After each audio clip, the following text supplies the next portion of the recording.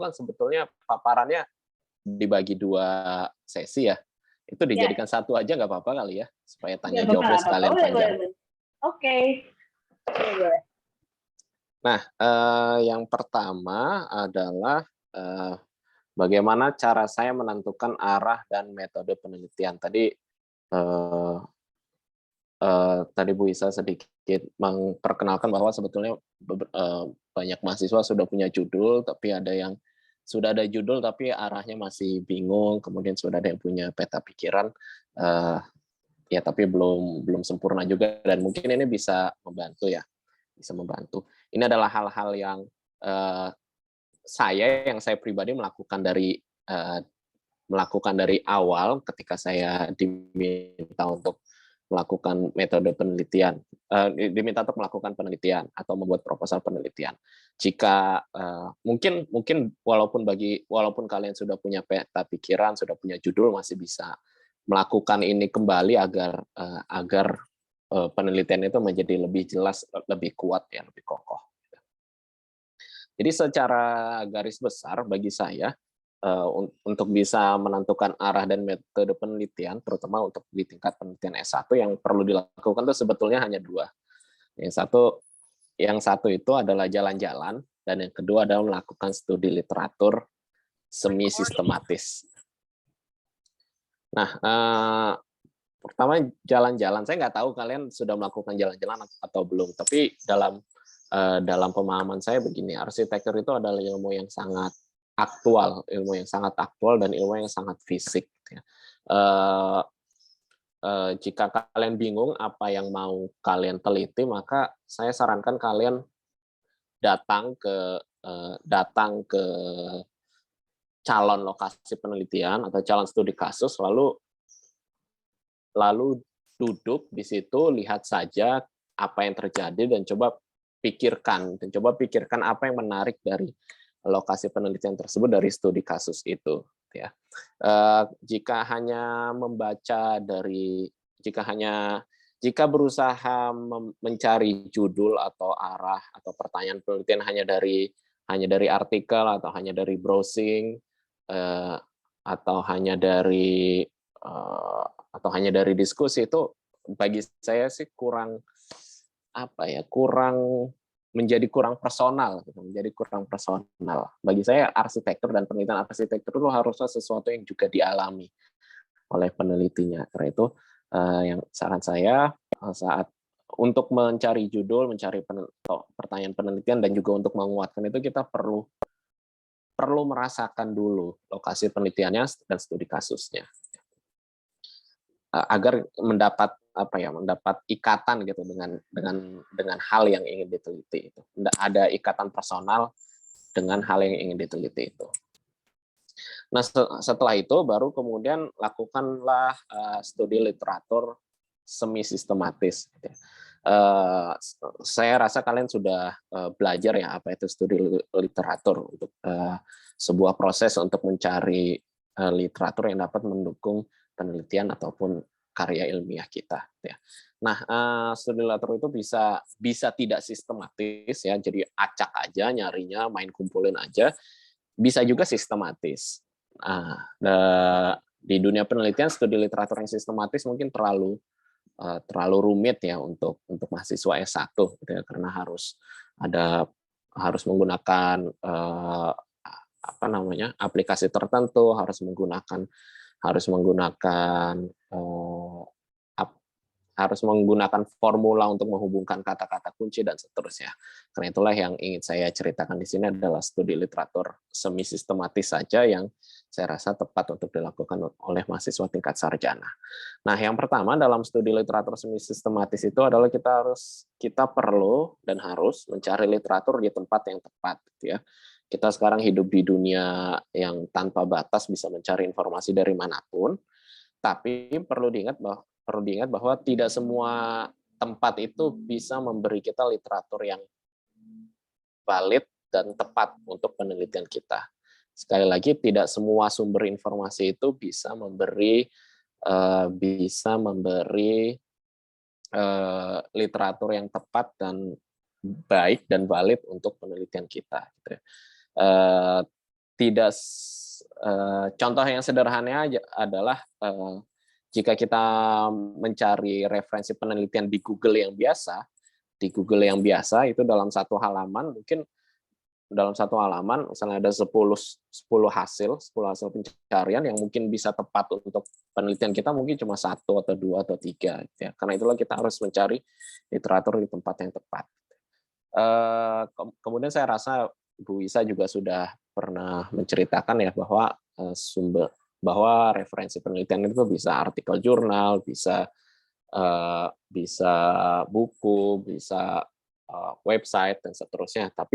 Tapi tingkat kevalidan dan tingkat ketepatan dan tingkat kebenaran berbagai referensi itu berbeda. Yang paling valid dan diutamakan kan tentu saja adalah artikel jurnal, lalu buku, baru kemudian sumber-sumber lainnya seperti majalah, koran, website dan seterusnya. Karena itulah kita harus mencari literatur di tempat yang tepat agar literatur yang kita dapatkan itu adalah yang paling valid, paling benar, paling kuat, paling mendukung penelitian kita. Nah, sebetulnya ada banyak tempat yang cukup baik untuk mencari literatur tersebut. Selain 2 yang saya tuliskan di sini, Google Scholar dan ResearchGate, ada lagi Akademia, kemudian ada Publons, Sinta tentu saja ya, Sinta yang punya Indonesia dan seterusnya. Tapi saya pribadi yang paling sering mencarinya di 2 tempat ini, Google Scholar dan ResearchGate.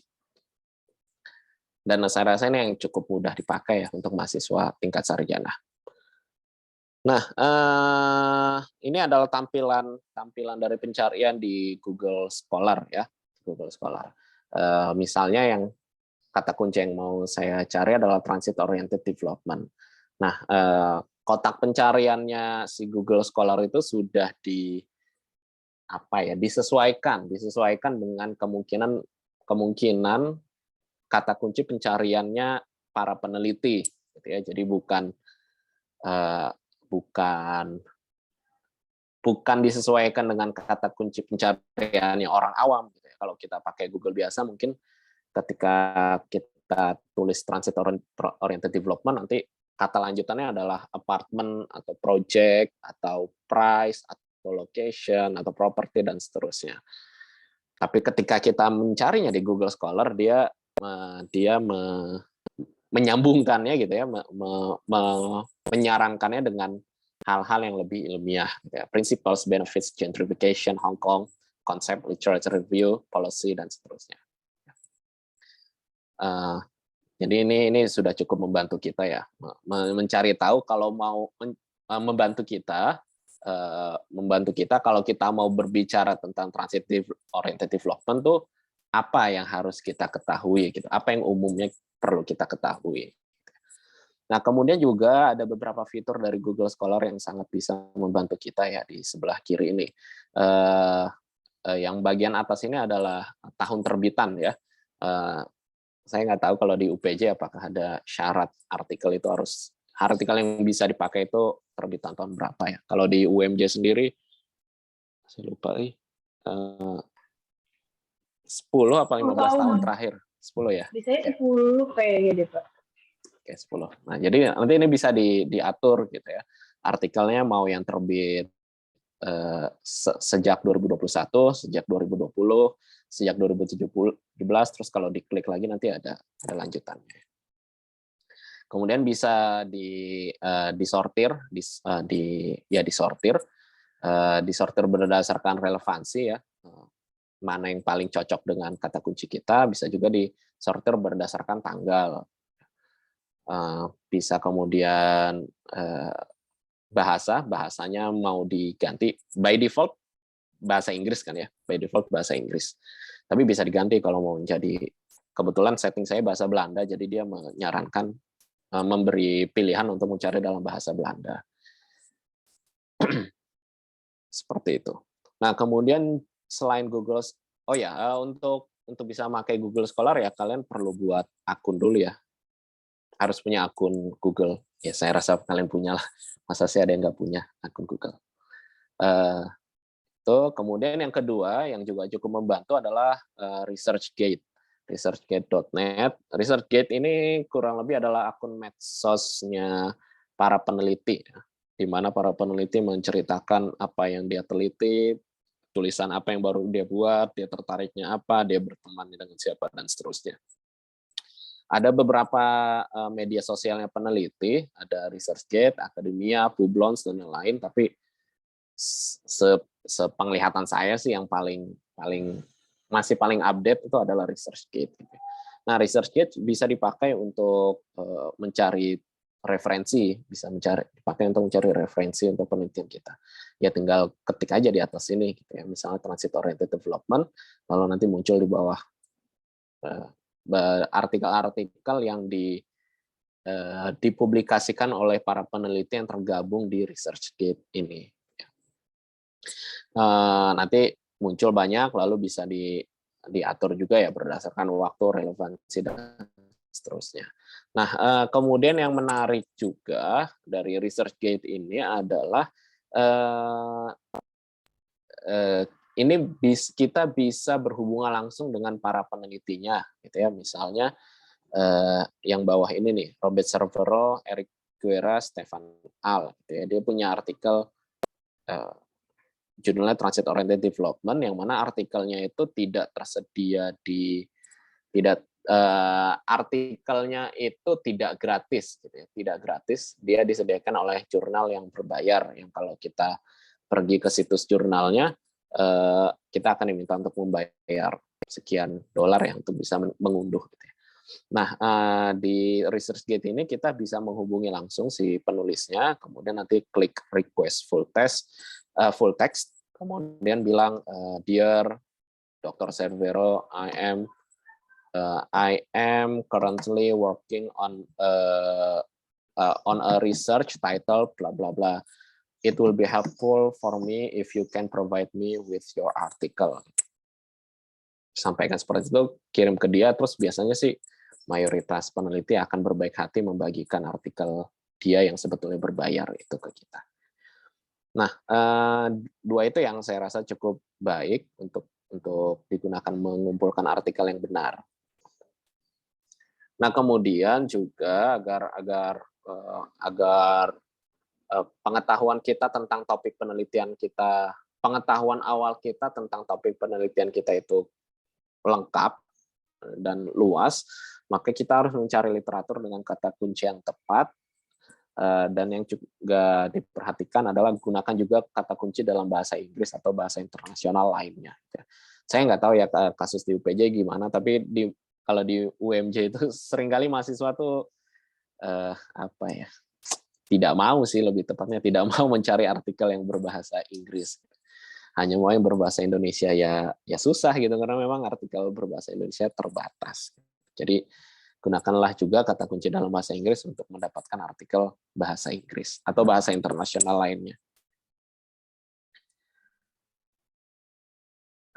Kemudian juga yang baik untuk dilakukan, selain kita mengumpulkan artikel sebanyak-banyaknya melalui pencarian umum seperti tadi, kita bisa menelusuri referensi dari artikel yang kita anggap baik. Lihat dan telusuri referensi dari artikel yang kita anggap baik. Jadi misalnya di ResearchGate ya, kita udah nemu satu artikel yang bagi kita bagus banget gitu ya, akan sangat membantu untuk penelitian kita. Nah, salah satu keunggulannya ResearchGate juga untuk setiap artikel itu bisa ada tab ininya, si ResearchGate itu bisa meng-highlight referensi yang digunakan oleh artikel tersebut gitu ya. Ada di tab references ini. Nah, kemudian dia langsung ngasih judul artikel si referensi dari artikel yang sudah kita lihat itu, dan kita bisa langsung klik di artikel itu. Bisa ada artikel misalnya yang bawah ini yang dia tersedia bebas di ResearchGate, jadi kita klik langsung bisa kita unduh. Dan juga ada artikel yang ada di database-nya ResearchGate tapi tidak gratis, sehingga kita harus request full text dulu ke orangnya. Tapi seperti saya ceritakan tadi, biasanya sih peneliti di ResearchGate sangat berbaik hati untuk membagikan artikel berbayarnya ke kita. Ya, jadi sekali lagi setelah dari pencarian kita, ketika kita ketemu satu artikel yang bagus terkait topik penelitian kita, coba telusurilah referensi dari artikel tersebut, karena biasanya referensi dari artikel yang bagus itu juga akan membantu kita dalam mengembangkan penelitian, mengembangkan pengetahuan awal kita tentang topik penelitian. Nah, selanjutnya setelah kita punya banyak pengetahuan, kita perlu menyeleksi, mengklasifikasi, dan merangkum literatur dengan baik. Tadi Bu Isa cerita bahwa mahasiswa sudah banyak membuat peta pikiran, ya. Nah, peta pikiran itu bagian dari ini, bagian dari merangkum literatur dengan baik, Tapi untuk saya pribadi, sebelum merangkum itu perlu menyeleksi dan mengklasifikasi dulu, gitu ya. Apalagi di era sekarang yang informasi itu sangat luas, ya. Sebelum dirangkum tuh sebaiknya diseleksi dan diklasifikasi dulu. Saya pribadi dalam rangka seleksi dan klasifikasi itu ada dua tahap, ya. Jadi dengan melakukan pencarian yang ini,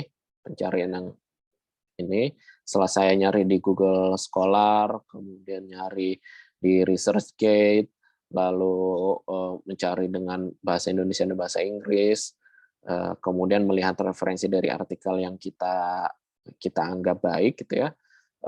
Kan kita mendownload banyak sekali artikel, ya. Nah, biasanya tahap pertama setelah download itu adalah saya seleksi berdasarkan judul dulu, ya. Judulnya nih kira-kira membantu apa tidak untuk artikel saya. Jika judulnya baik, kemudian saya kumpulkan dulu. Saya kumpulkan di dalam satu folder. Misalnya ini judul foldernya masih sangat umum, ya. Bacaan terkait topik penelitian, gitu. Pokoknya apapun yang secara judul itu saya anggap nyambung sama penelitian saya masukin dulu semuanya. Nah, biasanya ini bisa sangat banyak, ya.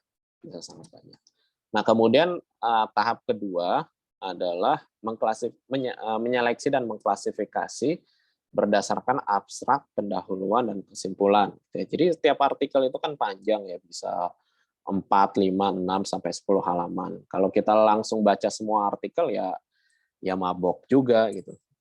Maka yang paling baik adalah setelah artikel itu diseleksi berdasarkan judul, dia diseleksi dan klasifikasi lagi berdasarkan abstrak, pendahuluan, lalu kesimpulan. Seleksi berdasarkan abstrak, pendahuluan, dan kesimpulan akan memberi kita gambaran sebetulnya artikel itu tuh tentang apa sih dan bagaimana dia akan membantu kita dalam penelitian kita. Nah, dari yang seperti itu, kemudian jadilah misalnya contoh untuk saya seperti ini, ya. Dari tadi yang judul foldernya sangat umum, bacaan terkait topik penelitian, kemudian saya klasifikasi menjadi berbagai macam-macam, ya. Bus rapid transit, city context, metode penelitian, peraturan menteri TOD, pendahuluan untuk topik lain, transit oriented development, MRTJ, transit passenger, dan seterusnya. Kemudian di dalamnya saya klasifikasikan lagi tentang behavior, perilaku, atau built environment, lingkungan binaan, mode shift, peralihan moda. Diklasifikasi. Kemudian untuk satu folder, yang paling dalam ini ada banyak seperti ini. Nah, kemudian juga bagi kawan-kawan pengguna macOS, ya, mungkin bisa menggunakan fitur tag warna yang seperti ini, ya. Ini tag warna ini saya gunakan untuk menandai tingkat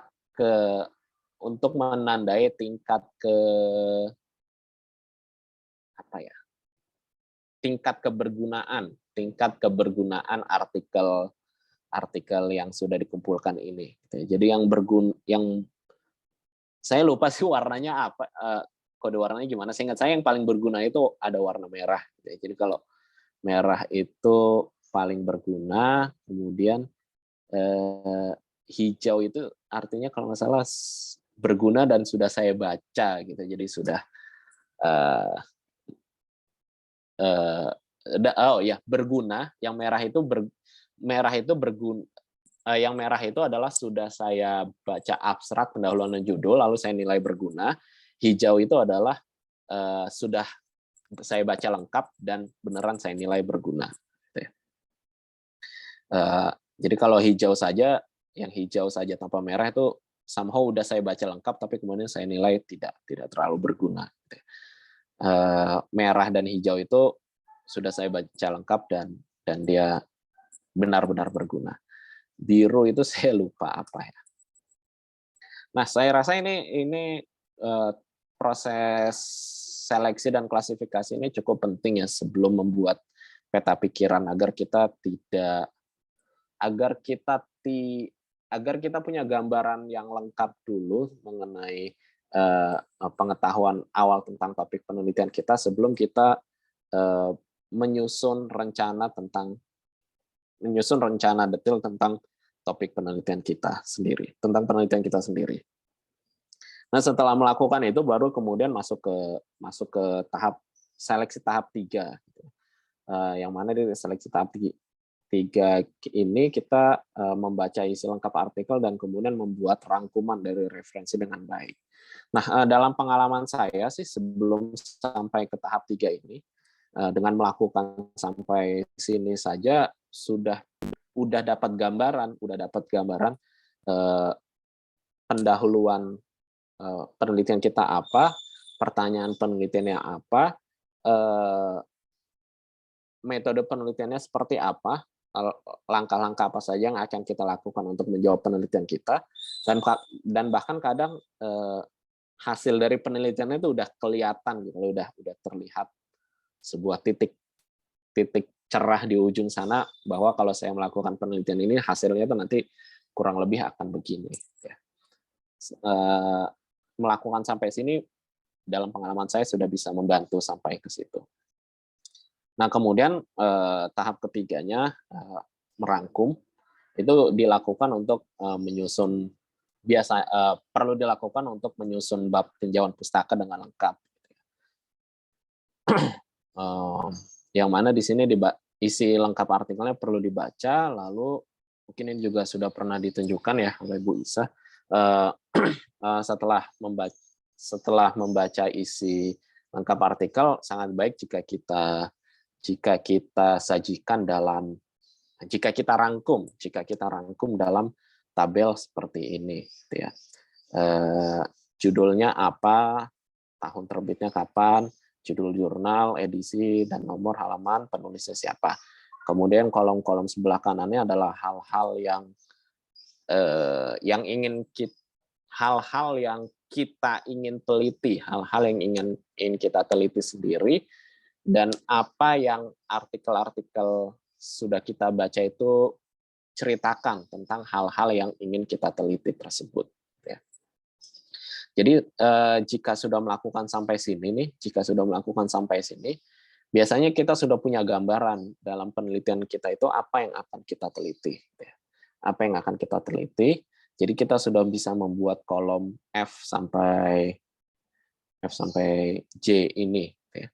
Dan kemudian saat kita membaca lengkap artikelnya, kita bisa mengekstrak dari artikel tersebut secara spesifik apa yang sudah mereka sampaikan yang bisa membantu kita dalam melakukan penelitian kita.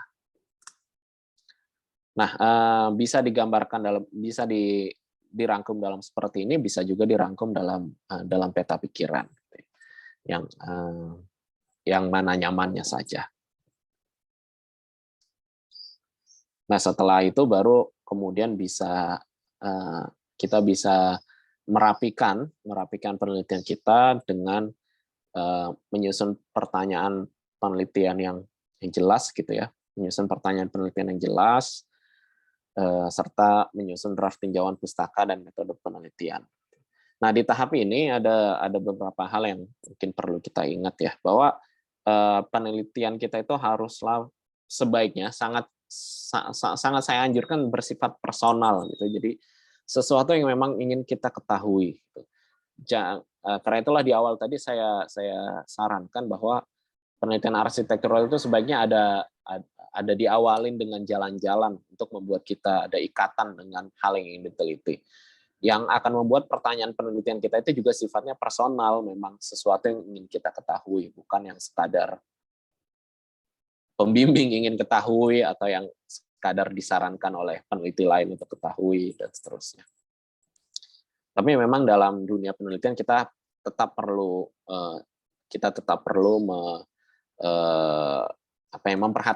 memperhatikan saran dari peneliti lain mengenai apa yang harus diketahui. Dan kalau nanti kalian melanjutkan ke penelitian S2 dan S3, justru saran dari peneliti lain itu lebih perlu diperhatikan. Nah, kemudian juga di tahap ini yang perlu kita jawab ya, yang perlu kita jawab adalah bagaimana cara kita mendapatkan hal yang ingin kita ketahui tersebut gitu, atau dengan kata lain bagaimana cara kita mendapatkan jawaban untuk pertanyaan penelitian. Itu yang kemudian akan kita tuliskan secara lengkap di bab metode penelitian. Nah, jadi itu semua tadi adalah bagian dari studi literatur semi sistematis yang saya rasa bisa dilakukan oleh mahasiswa tingkat sarjana. Nah, kemudian ada lanjutan permintaan dari Bu Isa juga untuk bercerita tentang proses mengumpulkan data dan menganalisis data penelitian. Ini memang sesuatu yang bisa sangat variatif ya, bisa sangat variatif tergantung pada penelitian yang dilakukan oleh masing-masing. Jadi mungkin saya tidak bisa bercerita banyak tentang pengalaman saya, tapi secara garis besar itu data yang dikumpulkan dan dianalisis itu adalah untuk menjawab pertanyaan penelitian. Jadi kalau kita sudah punya pertanyaan penelitian yang kuat gitu ya, kita tinggal lanjut berpikir data apa yang harus kita kumpulkan untuk bisa menjawab pertanyaan penelitian tersebut. Dan untuk membantu menjawab pertanyaan itu, kita bisa lihat lagi tabel ini ya. Kita lihat tabel ini. Mungkin salah satu kolomnya adalah data yang digunakan dalam penelitian ya. Kita rangkum untuk masing-masing artikel data yang digunakan untuk penelitiannya apa, dan itu bisa membantu kita merumuskan data apa yang perlu kita kumpulkan untuk menjawab pertanyaan penelitian kita. Kemudian juga yang bisa saya bagikan ya adalah data penelitian itu tidak selalu harus banyak, tidak selalu harus panjang kali lebar gitu ya.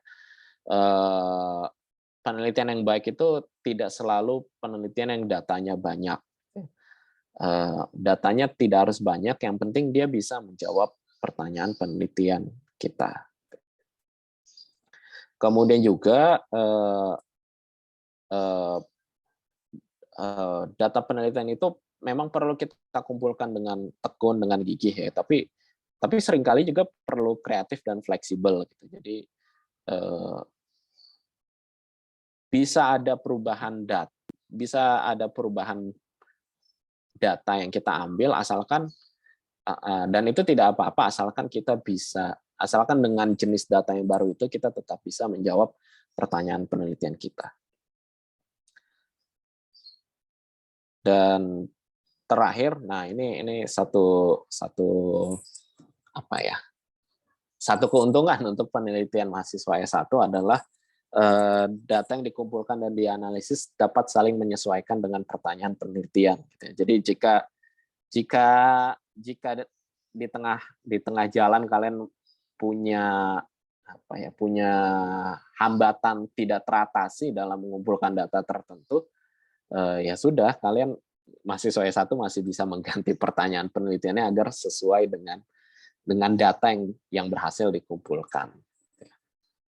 Yang penting adalah pertanyaan penelitiannya terjawab dengan data-data yang dikumpulkan, dan sebaliknya data-data yang dikumpulkan dapat menjawab pertanyaan penelitian.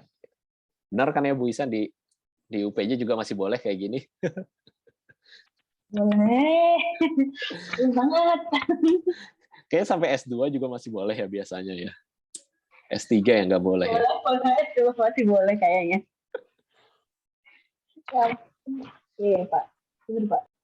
Oke, nah itu ya, jadi demikian yang bisa saya bagikan mengenai penelitian yang pernah saya lakukan dan juga tentang dan juga terkait penelitian mahasiswa saya yang pernah saya bimbing. Mungkin sedikit pengingat saja ya, jika kalian bingung ya di tengah jalan itu bingung, sebetulnya sedang saya lakukan ini apa sih? Ingat saja bahwa penelitian itu sebetulnya adalah usaha menjawab satu atau lebih pertanyaan dengan langkah-langkah akademis yang valid. Jadi yang kalian lakukan itu bukanlah mengumpulkan data sebanyak-banyaknya, bukanlah membuat tulisan sepanjang-panjangnya, bukanlah membuat grafik secanggih-canggihnya, bukanlah membuat sketsa seindah-indahnya, tetapi sebetulnya yang kalian lakukan adalah berusaha menjawab satu atau lebih pertanyaan dengan langkah-langkah akademis yang valid. Di tingkat sarjana, yang dimaksud dengan langkah-langkah akademis yang valid adalah menjawab satu atau lebih pertanyaan berdasarkan literatur akademis. Literatur akademis utamanya adalah artikel jurnal, ya. Diutamakan artikel jurnal yang baru, diutamakan artikel jurnal terakreditasi, SINTA, dan seterusnya ya. Kemudian boleh juga buku. Lalu pendukungnya boleh situs web dan seterusnya. Tapi harus ada literatur akademis yang kalian gunakan sebagai landasan menjawab pertanyaan kalian, yaitu artikel jurnal dan buku. Dan juga di tingkat sarjana, penelitian itu haruslah dengan data yang benar, gitu ya. Jadi datanya nggak ngarang-ngarang, melainkan kalian ambil sendiri apa adanya atau berdasarkan literatur yang valid ya, literatur yang valid. Kemudian di tingkat sarjana, penelitian yang baik itu pada dasarnya adalah penelitian yang mana pertanyaan penelitiannya terjawab dengan baik dan juga dengan ringkas di bagian kesimpulan. Penelitian yang baik itu bukan penelitian yang panjang, bukan penelitian yang grafiknya canggih, bukan penelitian yang datanya sebanyak-banyaknya, dan seterusnya, melainkan penelitian yang pertanyaannya terjawab dengan baik dan ringkas di kesimpulan. Demikian yang bisa saya sampaikan, Bu Isa, semoga membantu untuk mahasiswa. Terima kasih banyak Pak Yogi. Sangat membantu, bahkan membantu saya juga sebagai dosen junior gitu ya, kalau dibandingin sama Pak Yogi itu akan membantu saya ya Pak. Jadi ya benar juga ya gitu, karena dari dulu tuh udah sering dengar sebenarnya kita bisa mengkatalogkan literatur pakai Excel gitu kan, gampangnya ya kalau misalnya teman-teman kesulitan mengakses software-software yang lebih complicated, yang lebih sistematik dalam literatur itu, sebenarnya kita kan bikin katalognya di Excel aja tuh udah bisa gitu. Tapi bahkan saya sendiri pun sampai sekarang masih suka males gitu. Jadi sangat membantu materinya dari Pak Yogi ini tadi. Kita sekarang akan masuk ke tanya jawab ya. Jadi teman-teman ada yang mau ditanyakan, ada yang mau dicurhatin misalnya sama Pak Yogi, berkaca dari yang sudah teman-teman lakukan selama ini, kesulitannya apa, masalahnya apa, terus mau nanya apa sama Pak Yogi. Halo, halo. Oke. Pak, sebenarnya saya tuh ada sedikit pertanyaan. Tadi kan kita kan Pak Yogi kan bilang katanya kalau misalnya kita mau meneliti itu cobalah buat penelitian yang dalam in some sense itu personal gitu ya. Maksudnya sesuatu yang memang kita benar-benar tertarik untuk meneliti gitu. Which I agree. Saya juga selalu bilang ke teman-teman kalau kalian mau meneliti itu kalian harus suka sama topiknya. Soalnya kalau enggak nanti kalian bosen. Jadi maksudnya kalian tuh dari awal tuh harus tertarik dulu gitu. Jadi jangan terlalu dengerin orang lain, jangan terlalu kayak terserah dosennya dia mau nyuruh meneliti apa gitu. Tapi kalian tuh harus tertarik dulu. Cuma ketika misalnya, jadi saya ngomongin dalam konteks skripsi ya Pak ya. Biasanya tuh kalau sidang itu kan ditanyain tuh, kenapa kamu mau meneliti ini gitu. Atau misalnya kita mau meneliti satu apa namanya ya, satu topik gitu. Misalnya kita mau meneliti tentang pola tata ruang permukiman. Terus kita milih satu permukiman yang itu permukiman kita gitu. Karena ya itu yang setiap hari kita lihat, setiap hari kita tahu, kita rasain gitu kan ada yang salah atau enggak sama yang mau kita teliti terus ditanyain kan, kenapa kamu mau meneliti di sini? Itu tuh jawabannya gimana ya biar nggak kelihatan kayak ya nggak apa-apa Pak pengen aja gitu. Jawabannya gitu kan kayak nggak enak ya. Itu menurut saya tuh gimana sih sebenarnya caranya kita kayak bikin boundary antara mana yang personal tapi tetap bisa dipertanggungjawabkan secara akademis gitu. Iya, ya, ya itu benar. Itu sering terjadi. Karena itulah kita harus seimbang antara dua ini. Apa yang ingin kita ketahui dan apa yang peneliti lain sarankan. Ya memang, makanya pengetahuan kita tentang apa yang peneliti lain sarankan tuh juga harus cukup luas agar kita bisa dalam tanda kutip itu memberikan alasan terhadap hal yang kita suka itu. Gitu. Ya dalam proses yang kurang tepat sih sebetulnya bisa aja gitu. Objek atau lokasi penelitiannya kita tetapkan dulu, baru kita cari-cari alasan ilmiahnya itu sebetulnya ya bisa aja, dan saya juga masih melakukan itu sampai saat ini. Misalnya saya tertarik sama lingkungan binaan di penelitian terakhir saya meneliti lingkungan binaan di sekitar MRT Jakarta yang Lebak Bulus Grab Bundaran HI, membandingkannya dengan Amsterdam Metro Lane 52. Dan sebetulnya saat saya memilih dua itu alasannya ya memilih MRTJ karena kita orang Jakarta, orang Indonesia, memilih jalur metro 52 Amsterdam itu sebenarnya nggak ada alasannya sih, kelihatannya bagus aja gitu. Tapi setelah saya pilih ya coba saya cari alasan ilmiahnya. Baru setelah saya pilih Amsterdam Metro Lane 52-nya, baru saya kemudian googling gitu ya di Google Scholar dan situs berbahasa Belanda tentang Amsterdam Metro Lane 52 gitu. Oh ternyata Amsterdam Metro Lane 52 tuh begini, ya udah itu saya pakai aja jadi alasan pemilihan lokasi penelitian saya.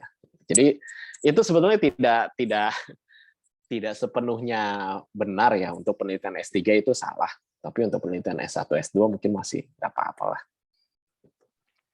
Ternyata kita semua sama ya. Iya.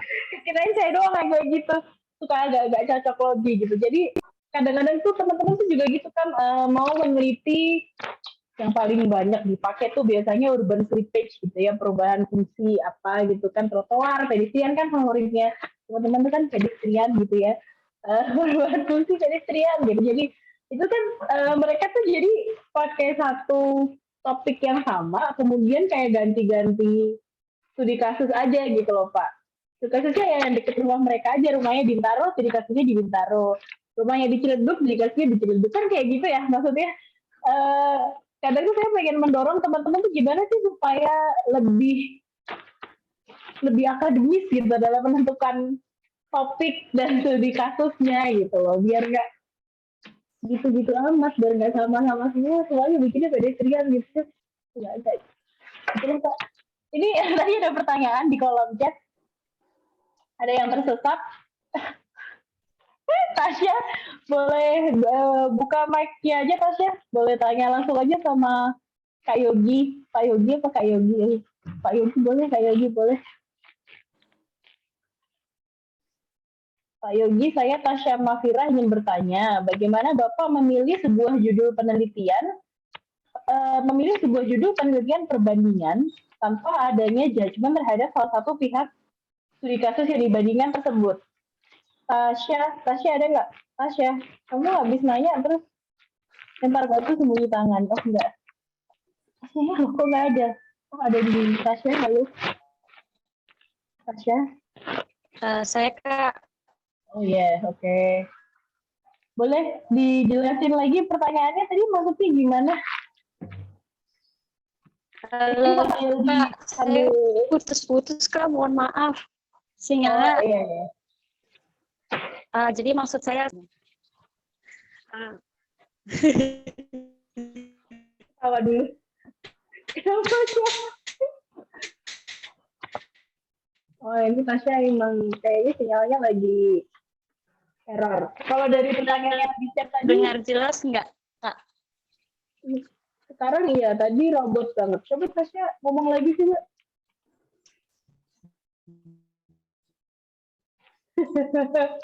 Halo.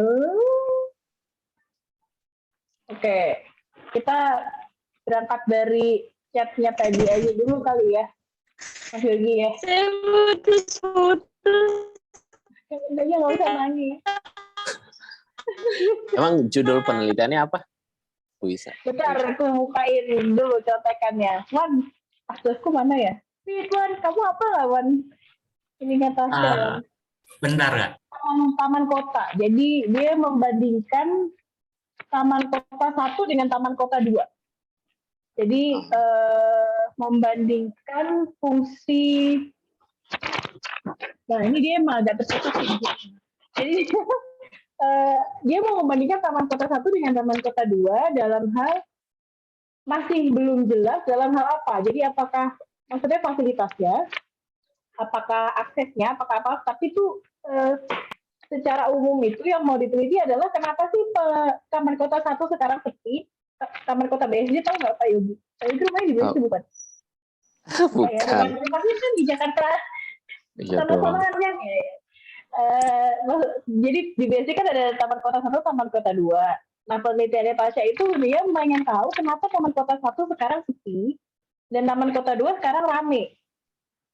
Gitu. Nah, dia tuh pengen membandingkan apanya saya juga masih tersesat di situ gitu loh dia tuh. Makanya dia tadi, nah ini dia juga pengaruh kualitas sarana dan prasarana ruang terbuka hijau Taman Kota 11. Ini perbandingannya gimana ya? Ini gimana Wan? Ini bener gak Wan? Bener nggak ngecek dari UTS ya? Jadi Tasya tuh mau bandingin Taman Kota 1 sama Taman Kota 2, tapi arahnya tuh dia bingung gimana cara ngebandinginnya gitu loh, Pak Yogi. Tahu nggak Pak? Jadi dia membahas kualitas sarana dan prasarana ruang terbuka hijau Taman Kota 1 untuk menunjukkan kalau dia tuh ada masalah sehingga sekarang sepi. Gitu. Tapi sebenarnya di awal intinya tuh dia tuh pengen bikin perbandingan antara Taman Kota 1 dengan Taman Kota 2. Itu bener gitu nggak Wan? Penelitiannya Tasya Wan? Iya Kak, kayak gitu Kak. Aku baru online. Kan? Seperti itu Pak. Jadi tuh saya sempat revisi 4 kali judul ya Pak. Dan judul saya tuh emang terlalu judgement terhadap satu pihak gitu Pak. Saya kayak merendahkan si Taman Kota 1-nya dan sedangkan kalau menurut yang saya diajarkan oleh Kak Isa itu lebih baik tidak menjatuhkan salah satu pihak gitu. Nah, sedangkan saya ingin Taman Kota 1 itu kayak bercermin kalau bawah tuh Taman Kota 2 itu sarana prasarananya baik gitu Pak. Dan saya tuh bingung untuk kayak mendeskripsikan si judulnya itu yang baik itu seperti apa gitu tanpa adanya memilih salah satu pihak. Terima kasih Pak. Kak Isa jangan ketawa, Kak, saya malu. Ya. Eko, Kamu familiar dengan dua lokasi itu nggak? Alhamdulillah sih saya familiar, Nah. Pak, sekarang. Kamu warga situ ya, warga kampung situ? Enggak sih, Pak, tapi saya sering main ke sana. Oke. Ya nggak apa-apa. Ya seenggaknya itu dulu ya, ikatan emosi ya, ikatan personal dengan lokasi penelitian itu cukup penting. Nah, yang kedua adalah membandingkan, saya rasa tidak apa-apa. Untuk mahasiswa S1 membandingkan itu saya rasa tidak apa-apa. Hanya saja, dan membandingkan itu juga sebenarnya cukup mudah untuk mahasiswa S1. Hanya saja dalam bukan hanya saja sih, dan justru setelah kamu sudah memutuskan untuk membandingkan keduanya, yang harus kamu lakukan adalah tahap yang sebentar ya.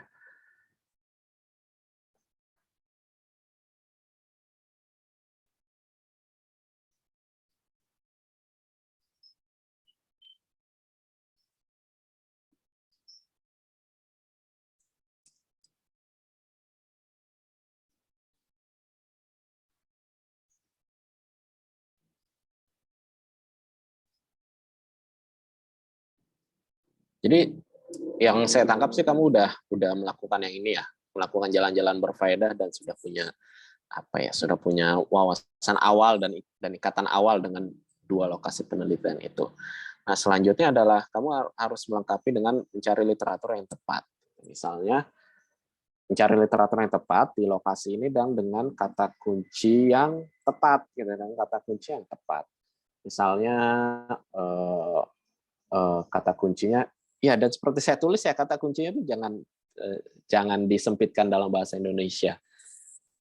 Perlu mencari dalam bahasa Inggris. Misalnya kata kuncinya adalah park facility, ya.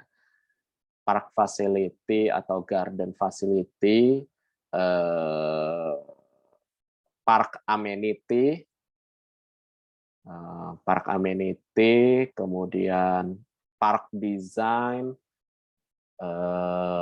public space design, public space amenity, dan seterusnya. Ya. Kalau pakai bahasa Inggris, kata kuncinya bisa jadi jauh lebih banyak.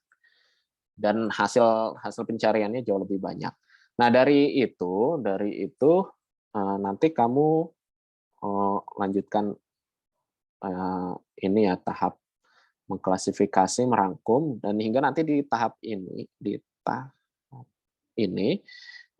nanti kamu akan punya ide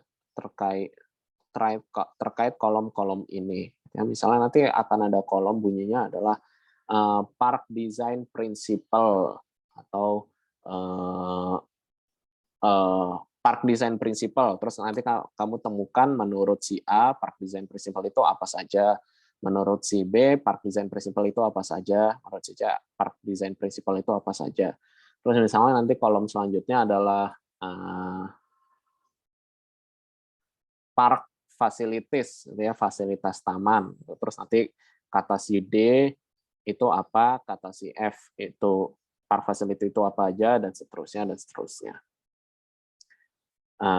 Dan setelah itu kamu udah menemukan parameter, dan setelah itu kamu sudah menemukan alat analisisnya, bahwa kamu akan membandingkan kedua taman berdasarkan penerapan park principle, berdasarkan penerapan prinsip-prinsip desain taman, ya, park design principles, dan berdasarkan park facilities, gitu ya, fasilitas taman.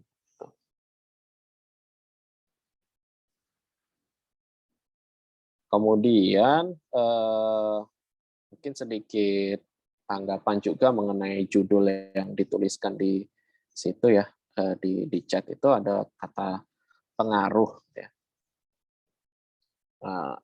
Kalau dalam preferensi pribadi saya sih, saya tidak akan menggunakan kata pengaruh ya, karena kalau kata pengaruh itu jadi harus mencari hubungan mencari hubungan yang valid, antara kualitas sarana dan prasarana dengan katakanlah jumlah pengunjung gitu, dan itu menjadi penelitian yang lebih rumit.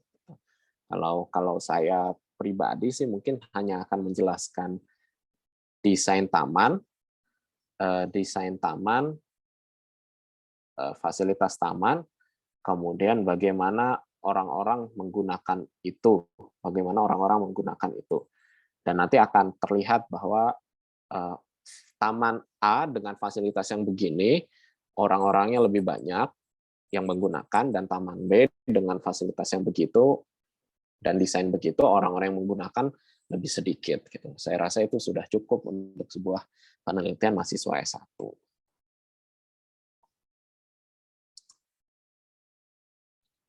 Demikian, Tasya.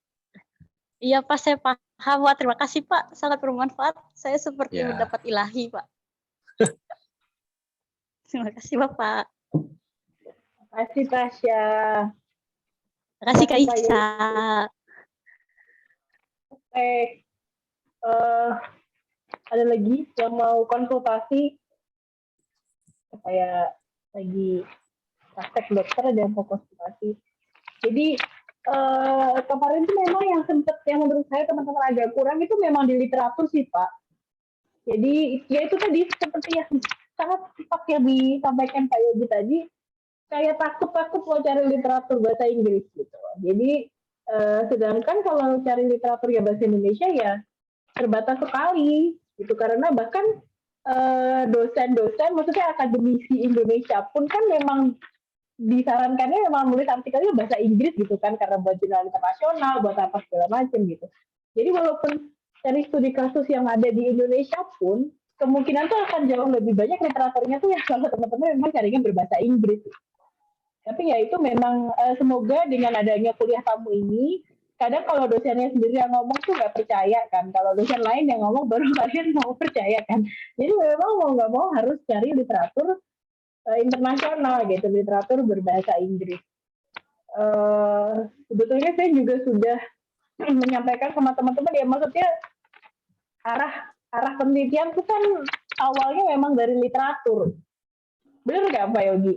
Maksudnya menentukan metodenya, data apa aja yang dicari, kayak maksudnya kita mau wawancara nih, ya kan mereka kan masuk ke bagian data ya, mereka mau wawancara orang, yang ditanyain ke orang yang mau diwawancara apa itu kan juga mereka harus tahu ya, nggak bisa kayak apa kabar Pak, sehat Pak, sekarang anaknya udah umur berapa, kan kita kan nggak mungkin nanyanya maksudnya hal-hal yang meluas kemana-mana gitu kan, itu kita tanya kita juga pasti ada dasarnya gitu. Mungkin Pak Yogi bisa ditambahin lagi Pak yang soal itu, gimana sih caranya kita tuh cari data yang ya itu tadi kan, nggak usah kebanyakan cari datanya, yang penting tuh tepat gitu. Itu gimana sih Pak caranya Pak?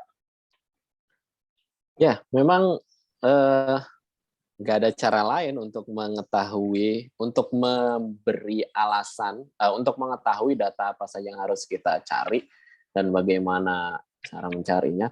Cara terbaik itu dengan studi literatur, karena nanti di studi literatur ini ketika sudah sampai tahap yang ini, kita juga bisa memasukkan kolom metode penelitian dan data penelitian. Kita akan lihat di penelitian lain data yang diambil itu apa saja dan bagaimana cara dia mengambilnya. Nah, dari berdasarkan pengalaman penelitian lain itulah kita rumuskan data penelitian kita apa dan bagaimana cara kita melakukannya.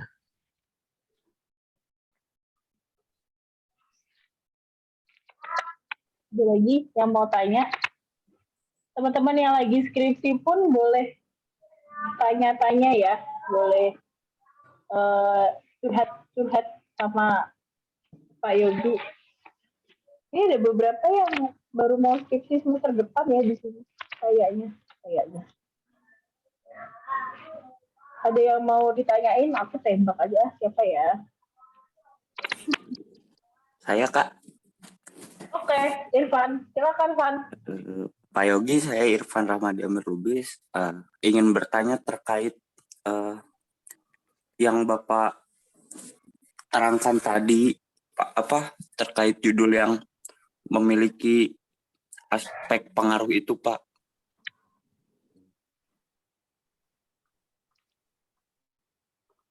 Pengaruh terhadap suatu penelitian itu. Nah, menurut Bapak kan jika penelitian kita memiliki aspek tanda kutip pengaruh itu akan lebih rumit, Pak. Untuk mengatasi itu gimana sih, Pak? Untuk orang-orang yang sudah mengambil topik yang memiliki aspek pengaruh di metode penelitiannya itu, Pak. Terima kasih, Pak. Maksud kamu yang saat saya menjawab pertanyaannya Tasya ya? Dan Iya, saya betul, memberikan. Pak. Iya, jadi pertanyaan judul penelitian pengaruh itu memang selayaknya dijawab dengan metode kuantitatif, ya. Jadi metode kuantitatif dalam arti harus dijelaskan dan dibuktikan dengan angka. Jika dengan keadaan begini nanti keluar angka seperti apa, dengan keadaan begini nanti keluar angkanya bagaimana, lalu angka-angka itu disimpulkan gitu. Jadi pengaruhnya seperti apa. Nah, saran saya yang umum adalah ubahlah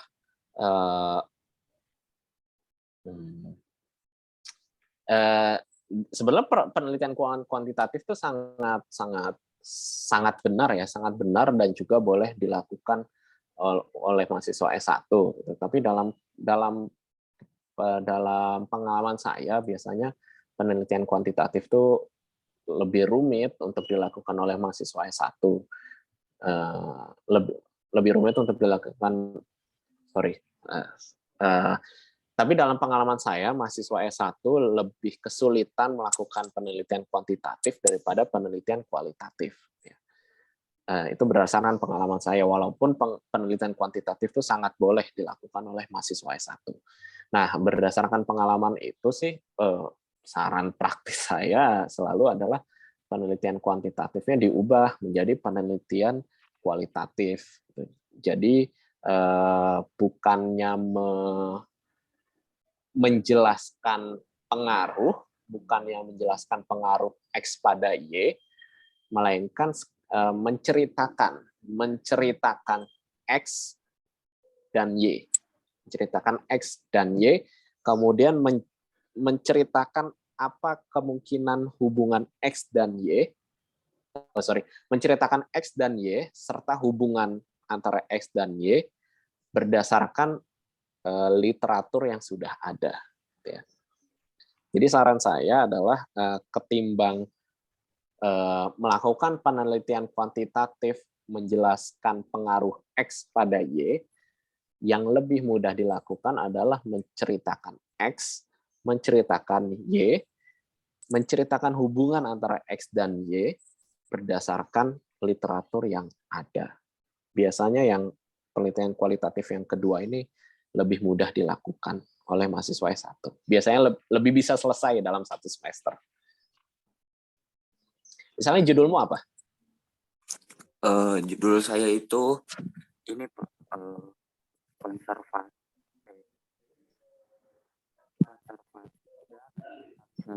aset arsitektur peruri yang mengubah citra kawasan pada Blok M. Ulang, maaf, agak terpotong. Konservasi dan revitalisasi aset arsitektur peruri yang mengubah citra kawasan Blok M.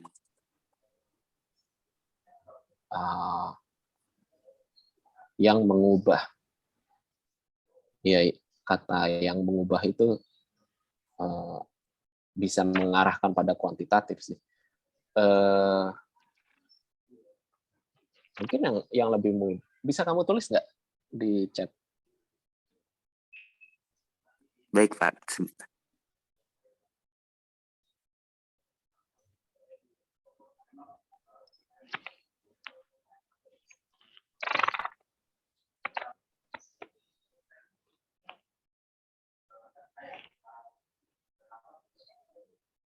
Hmm,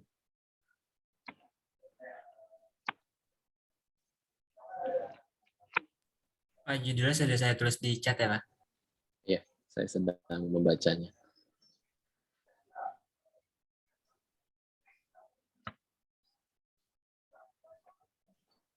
Kalau saya sih ya, kalau saya jadi peneliti ataupun pembimbing penelitian kamu, mungkin judulnya saya sederhanakan menjadi revitalisasi dan konservasi aset peruri dan perubahan citra kawasan Blok M.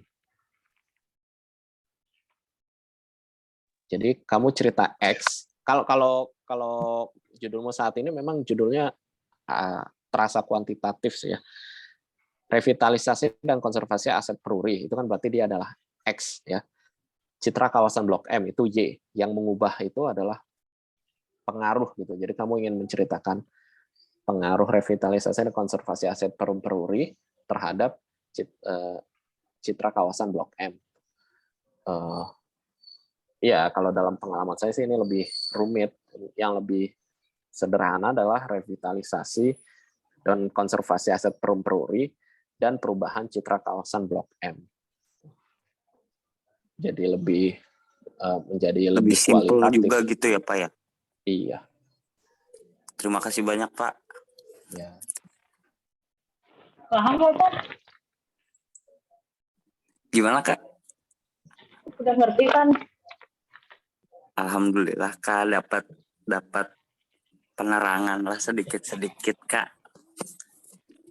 Dapat hidayah ya Pan ya? Iya Kak.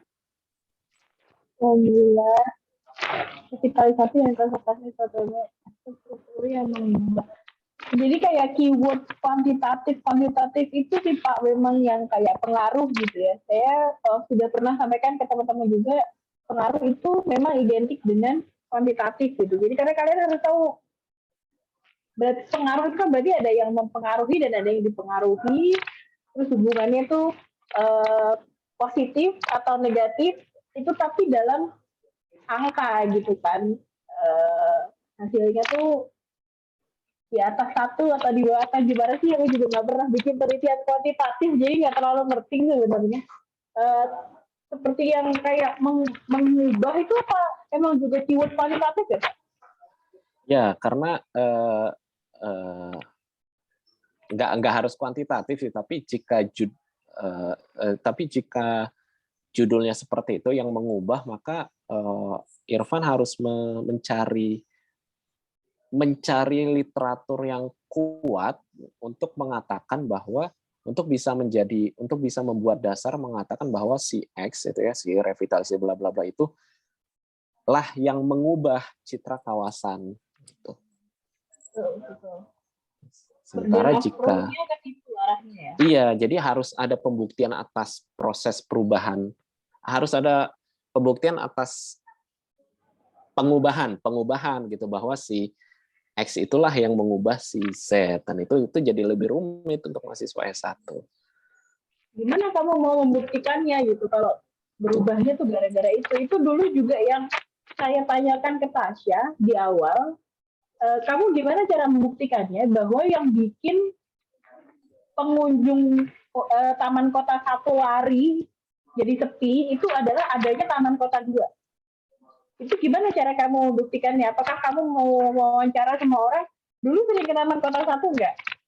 Oh berarti sekarang sudah sendiri gitu. Maksudnya gimana cara kamu membuktikan itu gitu? Makanya dari dulu saya arahkan dia fokus ke ya udah Taman Kota 1 aja, dia ada apa di situ, ada penurunan fungsi kah, ada apa gitu, tapi fokusnya ke Taman Kota 1 gitu. Jadi burden of proof-nya tuh dia nggak harus membuktikan pengaruh perubahan dari hal yang kuantitatif gitu, karena saya sendiri sebenarnya nggak pernah bisa kuantitatif gitu kan, agak pusing kita, agak nanti mahasiswanya agak susah gitu. Ini ada lagi dari Dimas Surya, Pak Yogi ingin bertanya terkait jumlah pertanyaan yang diajukan.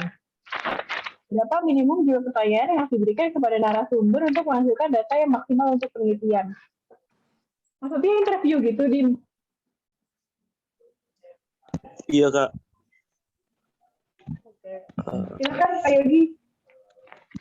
Ya, judul penelitianmu apa? Saya Boleh tolong diketik juga. Oke. Jadi nanti teman-teman kalau ada yang mau nanya lagi langsung aja sekalian ketik ya. Rituan dengan itu memang gercep. Oh, Itu judulnya Pak. makasih Pak. Baru Jalan mengerti. Downtown Light sebagai public space di kawasan Alam Sutra. Apa yang ingin kamu dapatkan dari wawancara itu? Kayak kepuasan dari pengguna di Downtown Lake itu sih Pak. Jadi kan Kepuasan. kayak survei kepuasan gitu. Apakah kalau misalnya fasilitas ini bisa disebut sebagai public space ketika dia menggunakan yang rame gitu? Oke. Ya, berarti sebenarnya masih kualitatif ya. Karena data wawancaranya adalah data pelengkap ya, bukan data pembuat kesimpulan. Sebenarnya nggak ada aturan bakunya sih, nggak ada aturan baku mengenai jumlah narasumber.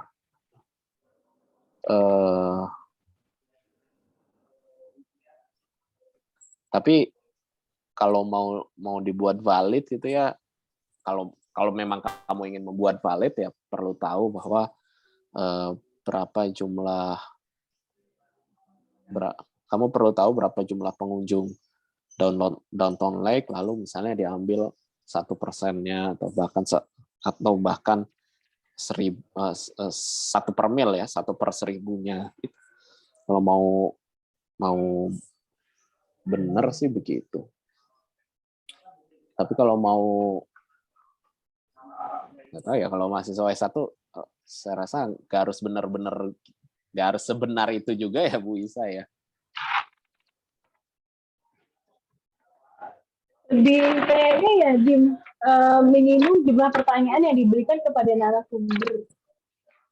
Iya, Kak. Jumlah minimum pertanyaan ya. Iya Pak. Pikir jumlah narasumber. Oke, sorry salah. Kalau itu jawabannya lebih mudah. Itu disesuaikan dengan teorimu. Apa saja yang ingin cari tahu. Yang mana apa sajanya itu adalah berdasarkan literatur yang sudah kamu kumpulkan. Misalnya berdasarkan literatur kamu, yang disebut public space itu adalah ruang yang A, B, C, D, E, F, G, H gitu ya. H itu berapa? 8. Ada 8 hal yang membuat suatu tempat dapat dikatakan public space. Lalu 8 aspek itu kamu tanyakan ke responden, ke pengunjung. Selama 8 aspek itu tertanyakan ya sudah cukup gitu. Berarti wawancaramu sudah cukup. Dari 8 aspek itu mau dibagi katakanlah menjadi 20 pertanyaan atau 30 pertanyaan ya disesuaikan saja dengan seberapa detail dari penjelasan aspek itu yang kamu temukan di studi literatur. Baik Pak, terima kasih banyak. Ya. Ada lagi yang mau tanya? Udah. Oke. Semoga teman-teman nggak nanya karena udah paham ya.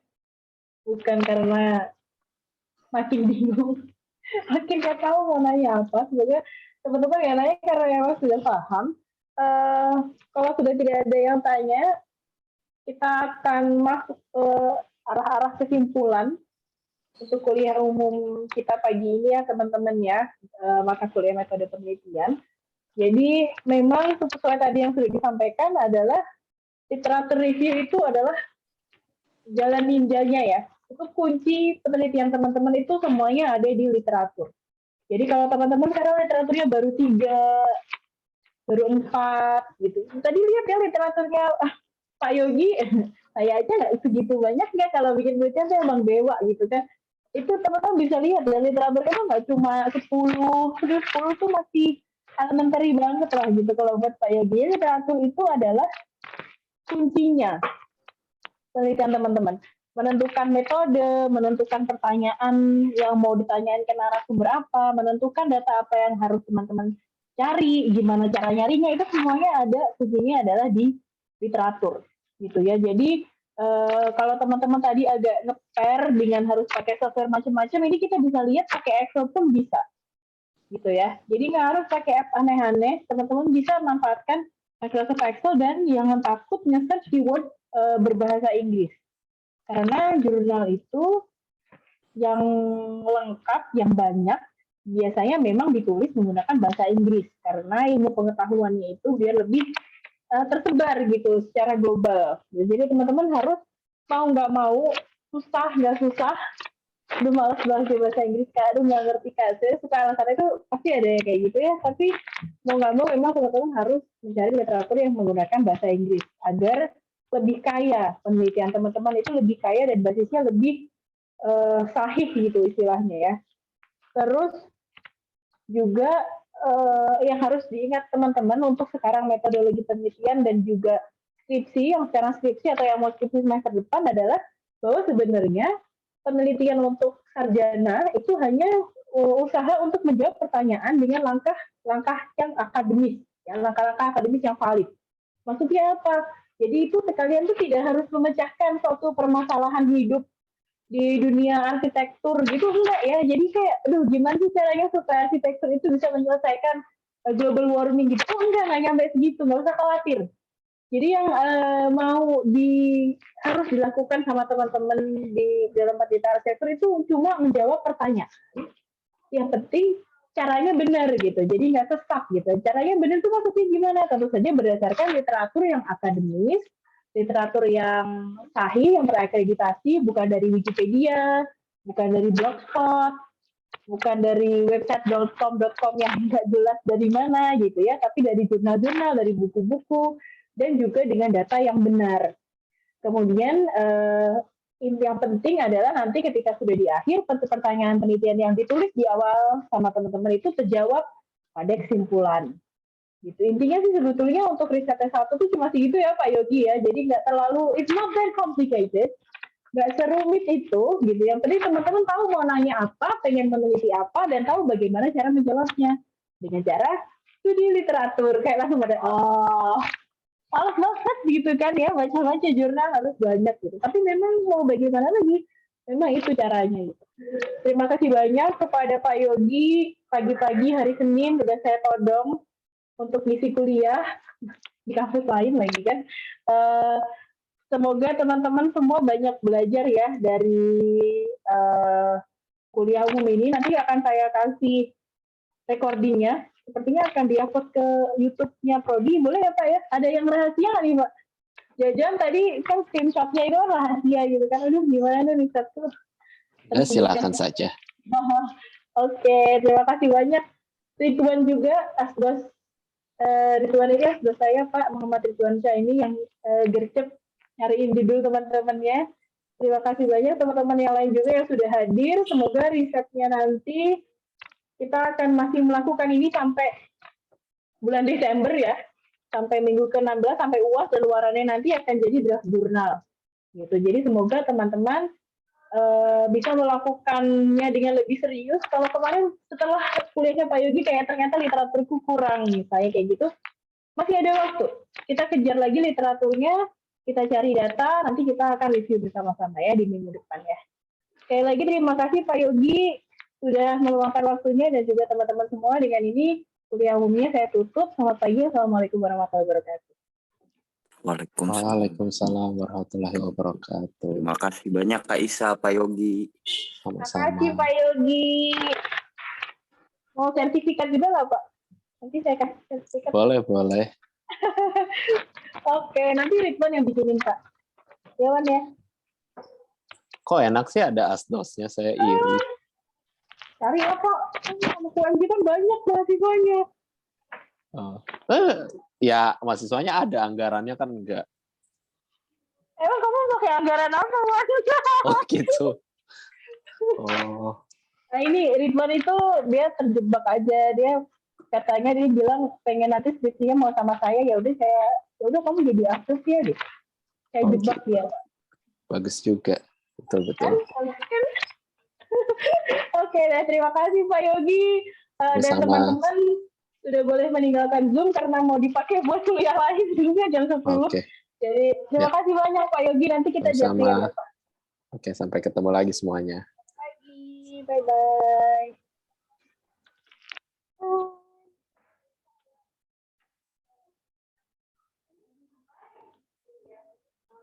Udah nih ya, Kak. Ya, ini udah Mau mau langsung dipakai naik. ketiga nih. Mau langsung OTW kampus nih. Kenapa? Mau langsung OTW kampus soalnya. Oh, lagi di kampus nih. Ih, di depan aku tuh sebenarnya yang dibilang Pak Yogi tuh aku udah bilang juga waktu kuliah, nggak ada yang percaya sama aku. Mungkin kalau dosen lain yang ngomong kalian lebih percaya gitu. Gak apa-apa, aku ikhlas. Yang penting kalian bener risetnya. Udah sana Lis, ini mau mulai kuliah P3, udah pada masuk di waiting room. Thank you ya Wan ya. Oke, sama-sama, Kak.